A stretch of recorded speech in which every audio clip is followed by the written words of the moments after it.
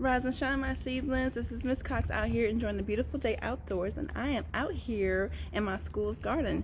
And happy Earth Day, by the way. Me and my seedlings, we just planted some plants, and I want to show you guys what we have planted so far. So we have planted some tomatoes, and this is right here. This right here is called Wall of Water. This is a little greenhouse, you guys, because guess what? Tomatoes don't like frost. We planted tomatoes. We got cucumber over there. We got some eggplants. We got some broccoli, kale, some Swiss chard, and some peppers. So you guys seen the tomatoes, cucumbers, and all that great stuff that my seedlings have planted. Well, you guys have a great day. Goodbye, my seedlings. Goodbye.